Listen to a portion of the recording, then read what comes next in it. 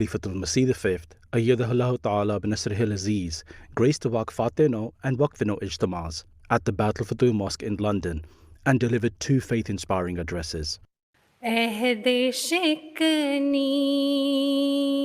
Saturday, 29th April, the Waqf-e-Nau ijtima took place for Nasirat and Lajna, aged 7 and above, where more than 1,100 Waqf-e-Nau attended the event. The program began with Tilawat al-Nazm, followed by a report about the ijtima. Hazur then delivered an enlightening address about the importance of giving precedence to one's faith over all else. As Waqf-e-Nau, your absolute and unconditional priority must remain your faith and religion over all other things. And so today, I wish to briefly speak about what it actually means to give precedence to your faith. Once you comprehend what it means to prioritize and value your faith above all else, it will have a profound effect upon how you live your life. Certainly, at a time when the world is becoming increasingly godless, it is the principal duty of the members of the Waqf-e-Nau scheme to bring people back towards God and prove a means of spreading the true religion of Allah, the Almighty, all around the world. In order to achieve this, you must recognize your true value and status.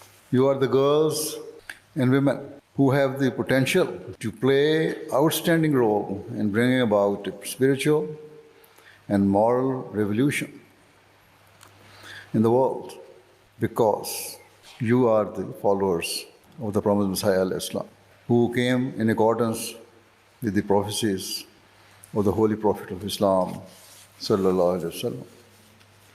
As member of Waqf-e-Nau scheme, you must always protect and safeguard your prayers. Consider Salat to be your constant companion. It should not be that you delay or miss any prayers because of your worldly affairs or education. Do not be lazy or fall prey to weak excuses that take you away from Allah's worship. As Waqf-e-Nau, you have pledged your lives for the service of your faith, and so it is especially incumbent upon you to study the Quran and identify its various teachings. Every command of the Holy Quran is vitally important and must not be taken lightly. Apart from instructing us to worship Allah the Almighty, the Holy Quran contains many other instructions concerning self-reformation and fulfilling the rights of our fellow beings. For example, the Quran lays great emphasis on fulfilling the rights of one's parents, where it has established the rights of women and girls. It has also laid down their responsibilities.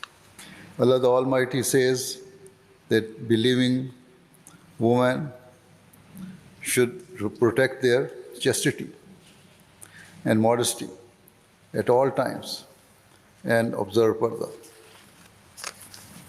A fundamental reason for this Quranic injunction is to safeguard and protect women from harassment by men, and to ensure that no man dares to cast even an inappropriate glance in their direction or to have impure or ill thoughts towards them.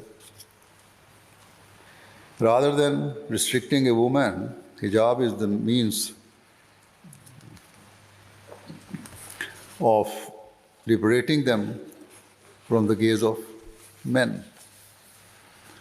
It is true that in the non-Muslim world, the concept of parda and hijab has long been criticized.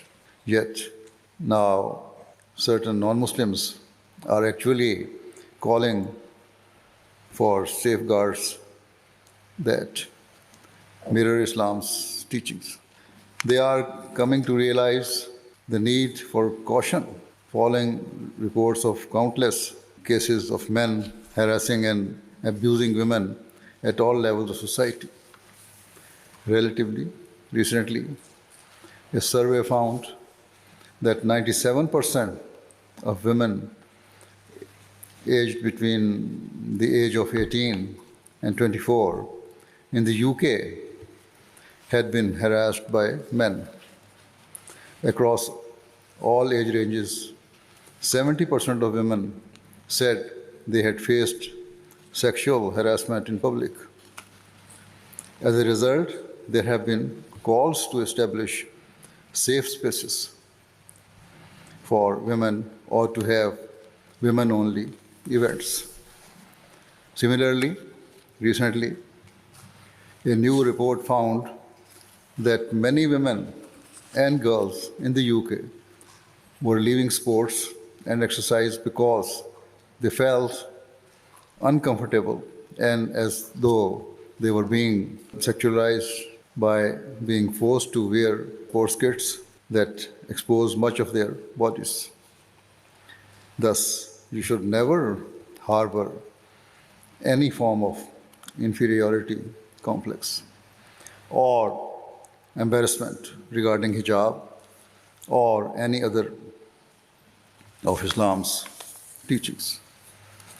Instead, you should feel pride in your religious beliefs and be confident, bow before Him in all humility, and sincerely pray that you can effect a profound change in the world through tabligh and your righteous conduct.